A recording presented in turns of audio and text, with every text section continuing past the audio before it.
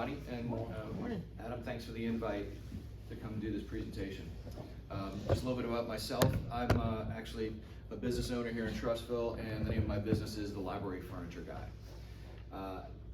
I've been designing and furnishing and shelving libraries over Alabama, Louisiana, and Mississippi for the past 20 years. But things have kind of changed in what's going on in our society, and I focus on specialty type furniture because I deal in lots of different circumstances. So when I started hearing things about bulletproof furniture, I was like, well, that's different. And then my mind started going into, well, how can this benefit us? And I started doing some research and went out there and found this particular company that is just at the tail end of all of their research and development. They have now found a factory to actually produce their product, and they are starting to actually produce these tables now. So I'm gonna go ahead and go through this presentation. I know we don't have a ton of time, so I may actually fly through some of the actual video part of it, and I'll just explain what's going on. So the name of this company is First Line Furniture, and the reason that they call it that is because they want to be the first line of defense for people in schools or any other situation where there may be an active shooter. So what we're dealing with here is that we found school shootings have been going up exponentially every year. This graph shows that, going all the way back to 1970, and you're looking at 2022 here, and this is just showing the incidents. And this at this point that this graph was done, we were only in July. And what we're also finding is that, unfortunately, the victims are going up too. It's just something that we really need to kind of get a handle on, because what we're seeing is that we're not really finding a solution to keep them out of the schools. Part of the reason for that is that if you look at this graph here, and this was actually pulled from the Center for Homeland Defense and Security, is that about 50% of the people that are committing these mass shootings actually go to the school. What that means is that they have figured out where the teachers leave the door open so that they can go out for a smoke or grab a lunch or a coffee or just grab a breath of fresh air. They've been through all of the actual active shooter drills, so they know where the weaknesses are, and that's not helping to keep them out. So, well, what are we doing right now is that when we're told that there's an active shooter, basically the kids are told to go hide underneath their desks. Unfortunately, none of that is bulletproof. A bullet will go through a desk like a sheet of paper, especially with the high-powered rifles that are out there right now. Same thing for the teachers. What we're telling them is barricade the doors. Look at what they're barricading the doors with. These are plastic tables, these are chairs, these are things that do not stop bullets. So what happened is that the guys that invented this product are in Missouri, and they decided, you know what, I think we can do at least something to provide a little bit of protection. And they came up with a table that is actually a flip-top table that is made of bulletproof material. This is actually NIJ level 3 ballistic material. It's made of a compressed fiberglass, and it's really heavy, and it stops everything. It stops AR-15s, AR-10s, M16s, AK-47s. It even stops IEDs. So the way that it works is there's a little, I don't know, is everybody familiar with flip-top tables here? They're a pretty common thing out there, and one of the things about them is that you can be sitting at it, pull a little handle, and with one finger, flip it up. So they're using the same design feature for this table so that within a second, you actually have head-to-toe protection. Some of the things that they're doing to identify this as a bulletproof ballistic table is they're putting these orange edge bands on it, and then as they go into the community, we're doing presentations to the police force, everybody else that's involved, so that they know when they get behind something like this that it's going to protect them. Also, what we're now doing is that on the bottom right, okay, you can't see my pointer. They're doing some branding on the bottom of the table so that when you flip it up, it actually says this table is made of ballistic material, so that you're not trying to hide behind something that isn't bulletproof. One of the different things about this table is that it has a really big modesty panel at the bottom, so that when it does flip up, you are getting a 4-foot tall and however wide that table is shield that you can hide behind. It also has casters on it because this isn't something that's going to be standing in place. What you want to do, the strategy is that number one, if you have one in every classroom, that you can take this table, put it up against the door, lock the casters, and that active shooter is not going to be able to come in because this table weighs 350 pounds. The other thing is that once you are sure that you can actually exit the room, you can take this with you. So it has a push bar that you can use to maneuver it outside the classroom and hopefully down the hall while you're using it as a shield to exit the building. The biggest thing about this is that it's made of level. There's a couple of different levels of ballistic material, and 2 different companies out there that are measuring it. One is called the NIJ, and this is level 3 material for the NIJ, and the other is UL listing, and this is level 8 in that hierarchy. But basically, what happens is that this material not only stops the bullet, but it also absorbs it. So we're not going to be worried about any sort of deflections or ricochets or anything like that. It will just take the shot.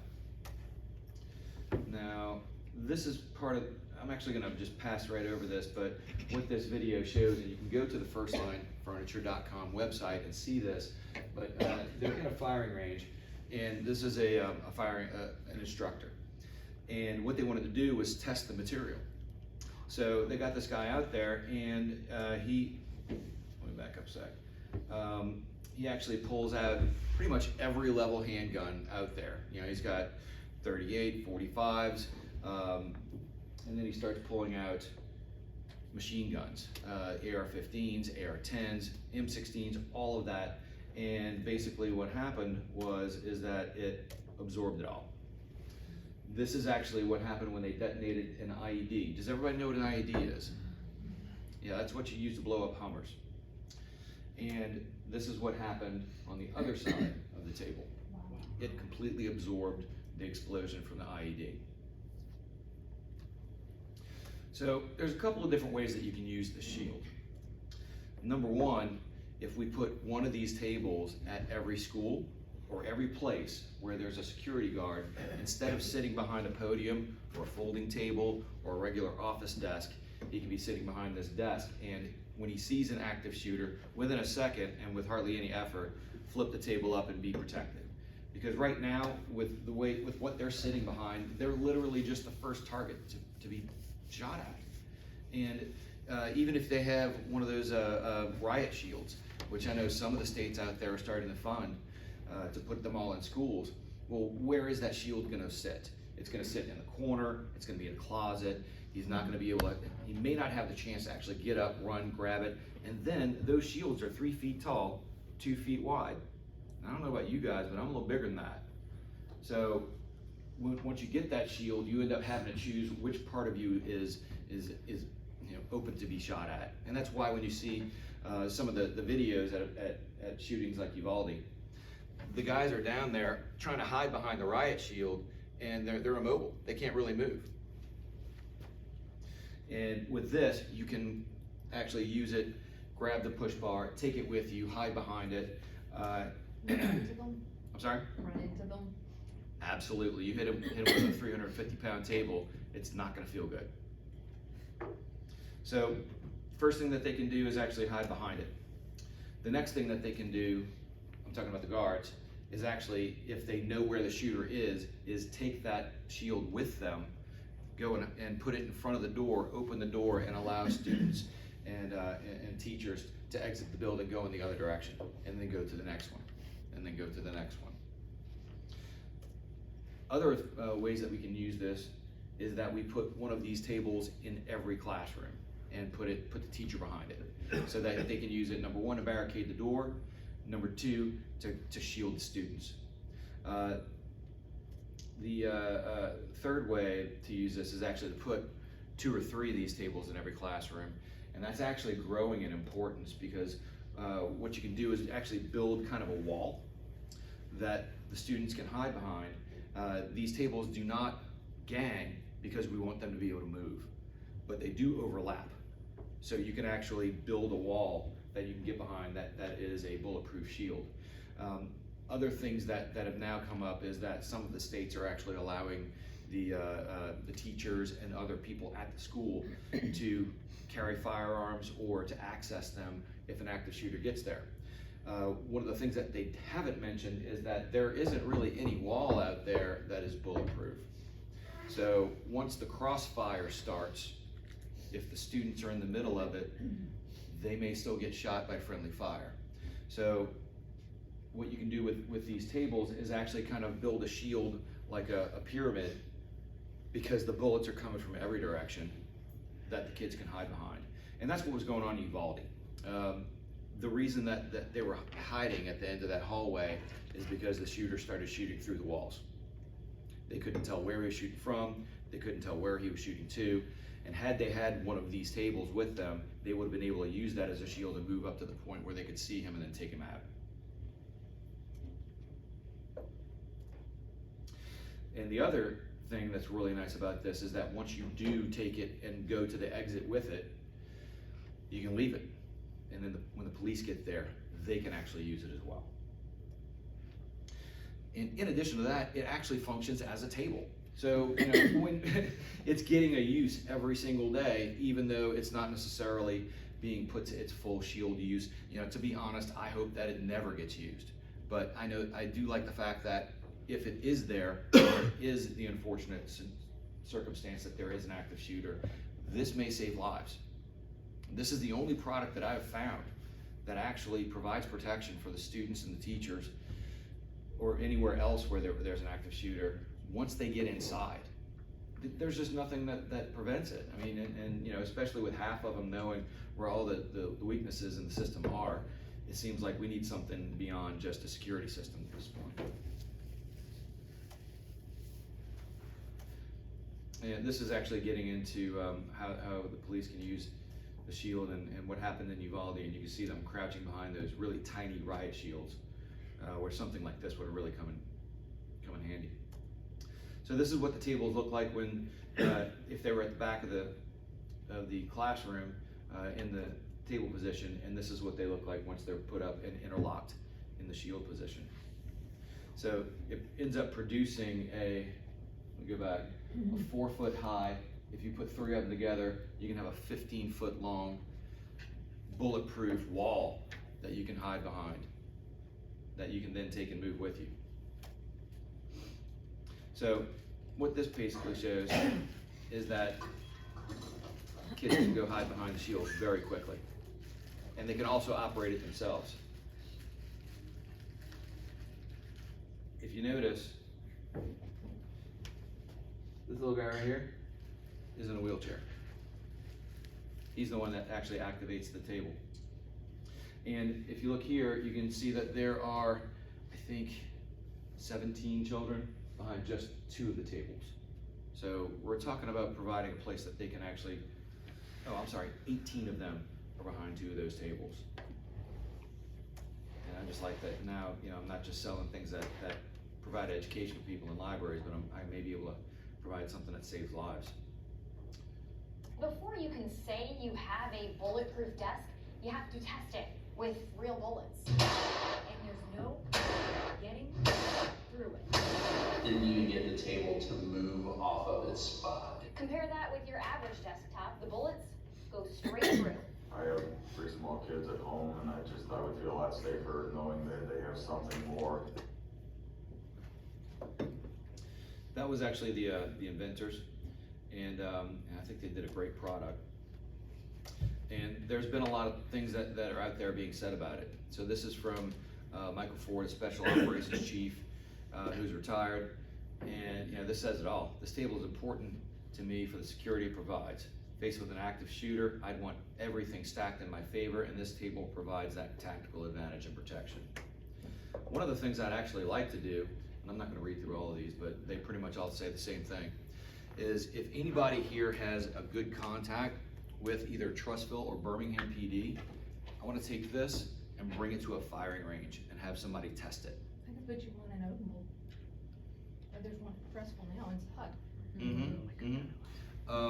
You know, I think that, I know that police departments can't necessarily endorse products. I just want their reaction.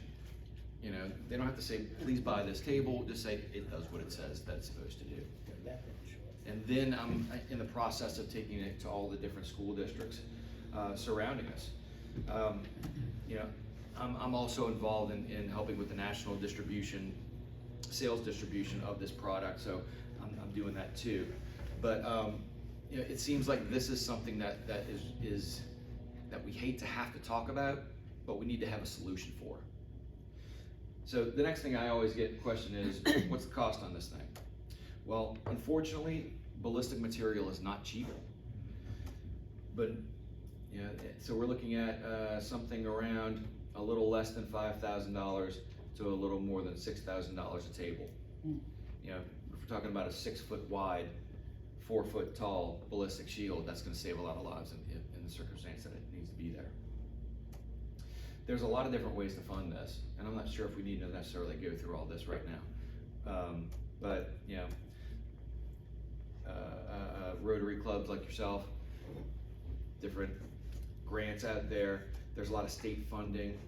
In Texas, they actually just put $50 million up to provide ballistic shields to all their schools. And I see this as something that's going to be just growing, because once this becomes standardized as something that needs to be in every school, you know, I don't know where the funding's all going to come from, but you know, we've also got the federal government that is now saying that they want to help secure our schools as well. That's the end of the presentation. Do we have any questions? If something like that has to be used or gets used, is that the shelf life then of the table? Or The ballistic, depending on what hit it, can it be reused? the ballistic material of the table is warranted for 10 years. Yeah. Once it does get hit, the warranty is voided after that point, but the company is actually going to replace any table that takes bullets. And for several reasons. Number one, they're not in this just for the money. They're trying to save lives. Number two, that table is very valuable for them to say, this table saved lives right here, this one. So, you know, they're willing to buy it back. They're also taking out insurance policies to you know, to say, hey, we're insured. This is not just, you know, us throwing some ballistic material out there on wheels. We're backing the product ourselves.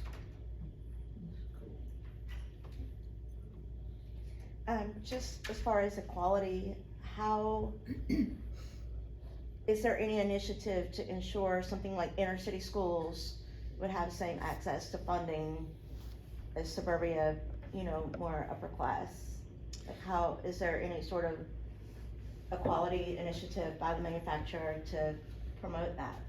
The manufacturer would love to provide one to every single table, no matter what the demographics of that area. However, they're not being backed to do it themselves.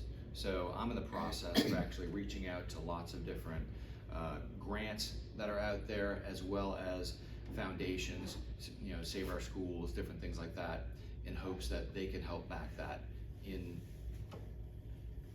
demographically challenged areas like what you're talking about. Unfortunately, they can't do it themselves though. Right. So, you know, I'm out there looking for grants and funding sources at the moment. Chris, you said the table flips up easily. Mhm.